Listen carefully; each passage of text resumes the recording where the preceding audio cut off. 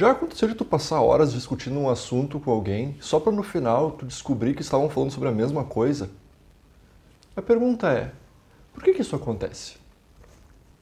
Eu não sei se vocês já se lembram, mas alguns anos atrás nós tivemos uma polêmica de um vestido. A pergunta sobre este vestido é, ele é azul e preto ou branco e dourado? Talvez eu tenha participado dessa polêmica na época, ou talvez tu esteja apenas vendo até agora. E aí você pode estar olhando esse vestido e dizendo, que dúvida que tu tem? Ele é óbvio que ele é branco e dourado. Ou tu pode dizer, é óbvio que é preto e azul. E aí, qual é a resposta certa? Na época, um monte de gente estava discutindo sobre esse vestido, e aí tinha time branco e dourado, time preto e azul, e assim, e pá, não sei o quê. Até que pesquisaram aonde que era o vestido, pesquisaram onde foi tirada a foto original, e aí realmente ele é preto e azul. Como é que tinha pessoas que viam ele de forma tão diferente? Parecia estranho que isso estivesse acontecendo. E, para mim, a pergunta que ficou foi: as coisas do mundo, elas são como elas aparentam ser de verdade? Ou será que quem enxerga a coisa vai mudar ela de forma? Será que o que tu já sabe previamente, será que o teu corpo, será que as tuas habilidades não vão influenciar o que tu vai ver no mundo? Vou dar um outro exemplo. Olhem para essa foto aqui. O que vocês entendem desta foto? Vocês podem dizer, é uma escola católica, religião, etc, etc, etc. E se eu dissesse para vocês que essa foto aqui foi tirada em um orfanato? Será que agora muda a maneira como vocês compreendem esta foto? Provavelmente sim. O que nós podemos perceber desses dois casos, do vestido e dessa foto, é de que existe algum elemento, algum fator que vai mudar a maneira como eu percebo a realidade. Quanto mais eu conheço das coisas ao redor, mais vai mudar a maneira como eu compreendo a realidade em si mesma. Ou a pergunta que fica é, será que conhecer o contexto das coisas vai afetar a forma como eu vejo, ouço e sinto os objetos do mundo? Porque, de certa forma, tu pode olhar para mim e dizer, e o que me interessa saber essas coisas? O que te interessa é bem simples. Primeiro, para te facilitar discussões com os teus amigos e tu não perder tempo. Se tu conseguir entender do que cada um está falando no começo, aí evitaria muita perda de tempo em discussões desnecessárias. O outro motivo é que, primeiro, nós falamos de coisas visíveis. Mas, e como é que nós vamos falar de amor, por exemplo? Porque o amor a gente não enxerga ele. A gente não toca no amor, a gente não cheira o amor. Cada pessoa vai dizer que tem um entendimento diferente dele. E aí como é que tu vai entrar em acordo com a tua namorada ou teu namorado? Com o teu marido ou com a tua esposa? Se tu percebe que conhecer o contexto muda, como é que eu vou conhecer pessoas? E nisso entra um filósofo chamado Edmund Husserl. Esse cara, ele notou que existia uma certa intencionalidade quando eu tenho que conhecer alguma coisa. É mais ou menos assim. Aqui tem eu e aqui tem um objeto. Este aqui é um cubo mágico. Quando eu olho para ele, vai ter uma intencionalidade minha sendo dirigida a este objeto. Esta intencionalidade significa o quê? Significa que a minha consciência está envolvendo este objeto e trazendo para mim, para que eu o compreenda bem. Então, a minha consciência, ela não é separada da realidade, como se acreditava no passado. Se acreditava que para eu compreender coisas, eu teria a minha consciência. teria a minha mente e ele estaria fora do mundo. O mundo está ali e eu estou aqui. Aí, o que eu faço? A minha mente vai até o mundo e dele voltam as informações verdadeiras do mundo. Então eu vou observar o cubo mágico e com ele, ao olhá-lo, eu teria as informações perfeitas e eu conheceria de fato como é que ele funciona. Agora, a minha consciência significa que ela é consciência de alguma coisa. Eu não tenho como ter a minha mente fora do mundo. Para ela existir, ela precisa ter consciência de algo.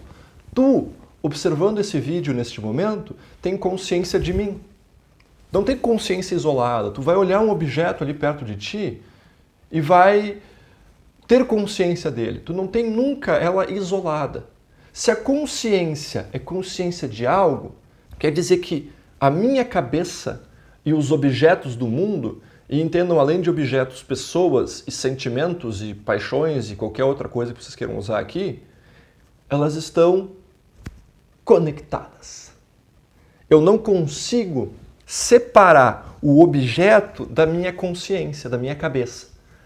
Se eu não consigo separar eles, a minha cabeça vai modificar como eu entendo o objeto.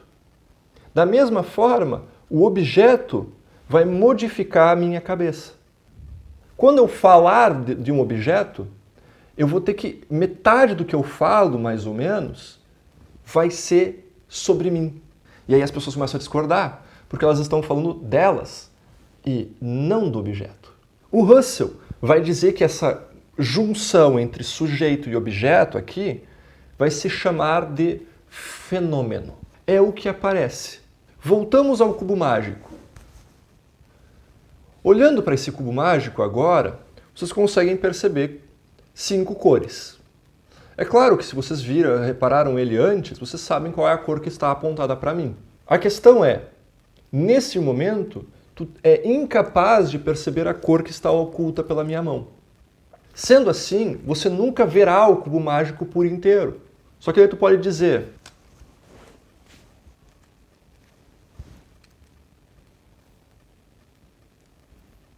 eu vi ele por inteiro agora. Claro, agora tu sabe que ele tem 6 cores e tu sabe quais as 6 cores dele, tu sabe que ele é 3x3 e ele é feito de plástico.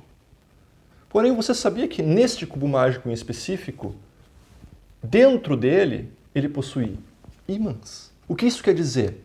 Quer dizer que nós só somos capazes de ver o fenômeno deste objeto aqui.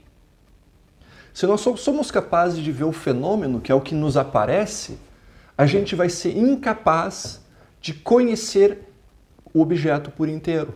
Ok, falei no cubo mágico. Voltamos para o amor. Se eu só consigo entender o que é o amor que aparece, como é que eu espero entender ele de verdade, por inteiro?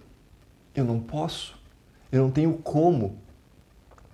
E é nessa perspectiva que entra o estudo dos fenômenos que o Russell vai propor.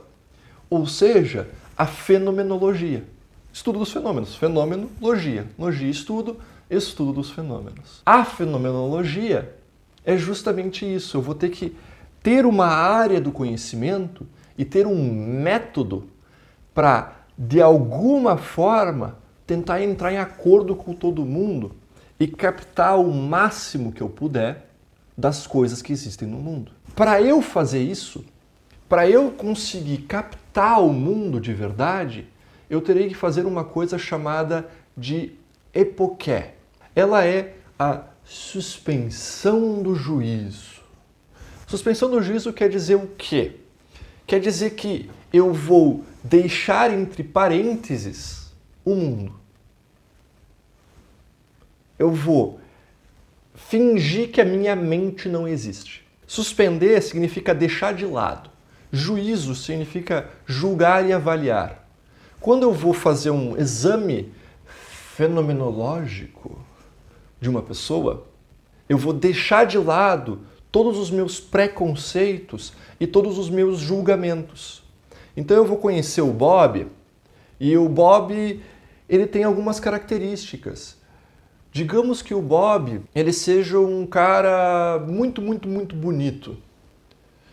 Existe um preconceito de que pessoas bonitas não podem ser inteligentes. Ou existia, talvez.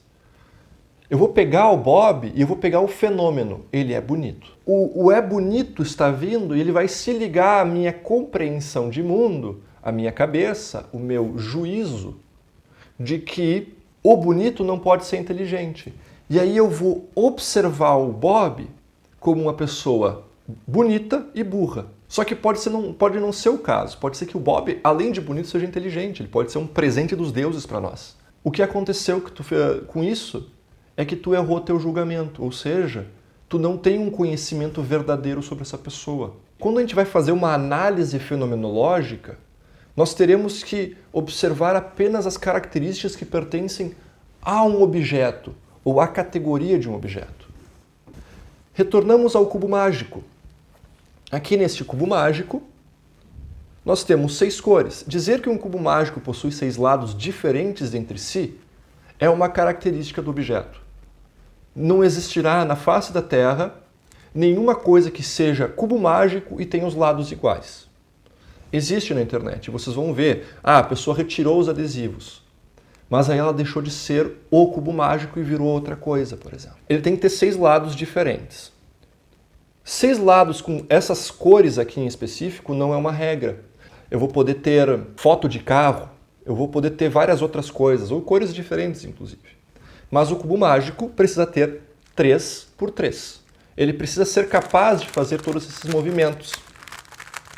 Ele pode ter um número X de combinações. Isso são descrições dele. Vou pegar e dizer, ele é difícil ou ele é fácil de girar ou não, dependerá de objetos específicos. Não é uma característica de tudo. E aí eu estou isolando o que eu julgo, ele é fácil ou difícil, eu levo bastante tempo, pouco tempo para completar ele, e eu vou pegar apenas o que pertence ao objeto. Ou seja, eu estou fazendo o que é a fenomenologia de fato. A intencionalidade, por vezes, pode nos dificultar o julgamento em muitas coisas. Não sei se vocês já gostaram de uma pessoa. A pergunta que o Russell faria seria: quais são os elementos que te fazem gostar dela? Aí tu pode citar, ela é bonita, ela é inteligente, ela é divertida, ela tem habilidades com desenho, ela sabe conversar muito bem, e pode ser isso aqui. A pergunta que ele faria depois é: será que essas qualidades que tu está citando sobre essa pessoa são dela ou não? Porque uma coisa que pode acontecer com certa frequência no amor é o fenômeno da transferência. Tem o objeto, lembre, e tem o sujeito, a consciência. Eles estão ligados. Pode acontecer que a consciência transfira para o objeto qualidades que são dela. Aí o cara está com uma guria bonita, inteligente, mas que não sabe conversar. Ele sabe, mas ele transferiu a qualidade que é dele pro objeto observado, para a pessoa, para o fenômeno. E aí ele confunde. Entender a forma de fazer a fenomenologia nos ajuda com a nossa vida particular, a não fazer besteira, a não se meter em furada, a não gostar das pessoas erradas, por assim dizer. Pro Russell, a gente vai ter que tentar ao máximo voltar às coisas mesmas. Isso quer dizer, novamente, eu vou tentar me separar ao máximo do objeto. É impossível me separar totalmente. Mas se eu consigo me separar ao máximo, quando eu observar, eu vou conseguir entender e compreender o objeto de uma forma mais pura. Os fatos do mundo, eles não são absolutos. Eles são sempre uma interpretação do mundo. E a matemática? Para o Russell, a matemática também não é absoluta. O que é o número 1? O que ele simboliza? O que ele significa? Tu já viu o número 1 caminhando pela rua? Não. Como é que eu, que nunca vi o número 1, posso entender o que ele significa de verdade e aplicar isso no mundo para entender o mundo de verdade? Não dá. Assim, a maneira como nós usamos a matemática para o Russell pode estar equivocada. Por quê? Porque existe um sujeito usando ela. Alguém que tem pré-julgamentos, pré-conceitos, pré-ideias, que vai ter que decidir como é que ele vai fazer com o mundo. A ciência para o Russell não é absoluta. Ela não traz todas as verdades. Justamente porque existe intencionalidade. O cientista, ele não vai conseguir se deixar de lado. Ele vai colocar as ideias prévias dele no experimento. E ele pode errar. Ele pode interpretar o resultado de forma errada.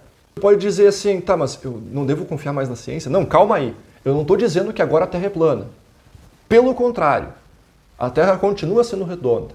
A questão é, a ciência não possui a verdade absoluta do mundo. Ela é incapaz disso, porque sempre teremos seres humanos observando fenômenos. Quando tu vai observar um experimento na ciência, tu vai ter que ver os dados, os fatos, as coisas, como é que elas se ligam e tudo mais.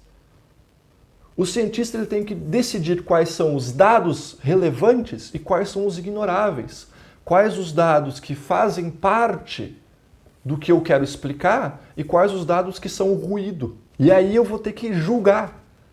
E isso pode afetar o resultado. E o resultado pode afetar a nossa vida. Ele não vai dizer que a ciência tem que ser um fim, que tem que acabar com a ciência. Pelo contrário, ele vai dizer, cientistas, comecem a levar mais em conta quem vocês são para fazer o experimento. Vocês vão conseguir uma maior imparcialidade. Novamente, a Terra é redonda e as vacinas fazem bem, tá? Avaliar a ciência de forma crítica não significa duvidar dela. Será que isso é a realidade de fato? Ou será que um cientista usou de seu título e de sua experiência para me manipular? Enfim, chegamos ao fim do vídeo. Espero que vocês consigam ter entendido um pouco o que é fenomenologia e talvez ter uma noção um pouquinho melhor do que por que nós, por vezes, nos enganamos sobre mesmas coisas. No final de tudo, a nossa cabeça muda como a gente percebe o mundo. Até o próximo vídeo.